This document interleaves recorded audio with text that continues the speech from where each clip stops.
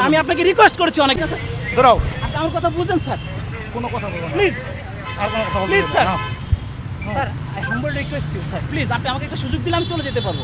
এটা I am আপনি not পারেন। এবল টু আপনি গিভ ইউ রিকোয়েস্ট যাও প্লিজ স্যার যাও, বোঝার যাও। চেষ্টা করেন।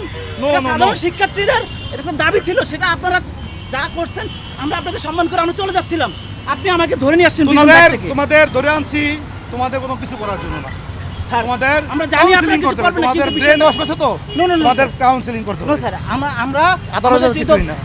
স্যার এটা আপনার কাছে আমাদের রিকোয়েস্ট, আপনি আমাকে একটা সুযোগ দিলে আমি চলে যেতে পারবো। তোমাদের মধ্যে জামাতের পেতাত্তারা ঢুকছে স্যার এটা একদম এই ভুল স্যার। পেতাত্তারা জামাতের তোমাদের মাথা পেতাত্তারা wash ঢোকে করে নাই স্যার, এটা আপনার ভুল। আপনি যে যাও মিয়া, কথা চিন্তা বলো না। আপনি কথা বলতেছেন স্যার ভুল। আপনি আপনার জায়গা থেকে সঠিক, আমি আমার জায়গা থেকে সঠিক।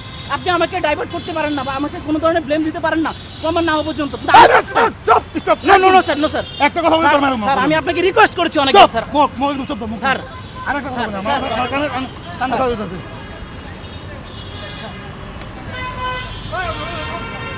আমার কানে কথা বলতেছে কথা বলতে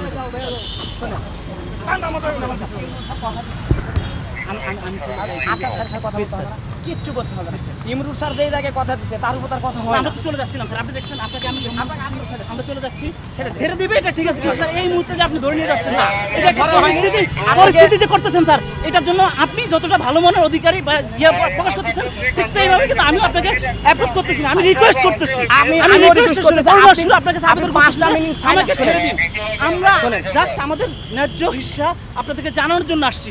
আমরা কোনো ধরনের অগ্নিসংযোগ বা যেই ধরনের সন্ত্রাসী কর্মকাণ্ড ওগুলো করার জন্য আসি নাই। আপনি আমাকে দেখে যদি মনে হয় আমাদের দেখে যদি মনে হয় যে আমরা ওই ধরনের সন্ত্রাসী কর্মকাণ্ড করেন, তাহলে আপনি আমাদেরকে যা ইচ্ছে তা করেন। আমি তো আপনার ভাই, আপনি তো আমার ভাই, একজন ভাই হিসেবে একজন ভাইয়ের প্রতি কি দায়িত্ব পালন করেন যে আমি আপনাকে একটা সুযোগ দিচ্ছি, সেই সুযোগের ভিত্তিতে আপনি ইয়ে করতে পারেন। আমরা কি করছিলাম, আমাকে ঘেরিবারে দুইটা মারছে, স্যারের মারার কি অধিকার আছে? স্যার আমাকে বলতে পারে যে তুমি চলো, আমাকে যে মারলো স্যার এটা কি অধিকার আইনের মধ্যে পড়ে? স্যার আপনি অন্যায় করছেন, আপনি একজন আইনের লোক, আমাকে যে মারলো সেটা কি আইন বহির্ভূত না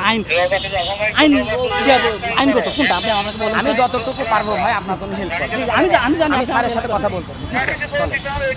আমি আপাতত আমাদের ডেস্টিনেশন হয়তো বা এখানে যাই, কি বলে সে শুধু শুনবে। আমরা চলে যাবো, কথা দিচ্ছি। বলবেন যে আমি আর আসবো না।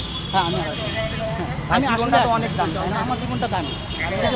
আপনার উপর আপনার পিতা মাতা নির্ভর করতেছে, পরিবার নির্ভর করতেছে। স্যার এখন আপনি আটক হয়ে গেলেন, স্যাররা শুনছেন স্যার, আমার যে ভাইরা দেশে বিশৃঙ্খলা করে লাভ কি ভাই? দায়িত্ব ছিল না স্যার, শোনেন, যারা আমি মারা বলি। গেছে তারাও তো শোনেন। আপনার মতো, আপনার সন্তান, আপনার ভাই। ওদের ব্যবস্থা তো প্রধানমন্ত্রী নিচ্ছে ভাই, প্রধানমন্ত্রী অলরেডি অনুদান দিচ্ছে। আমরা তো আরো সে মারা গেছে, সে তো আর ফিরে আসবে না। ক্যাম্পাসগুলোতে কেন প্রশাসন এখন আপনাদের প্রশাসন সব করে দেবে। আপনাদের ক্যাম্পাসে আপনাদেরই থাকবে।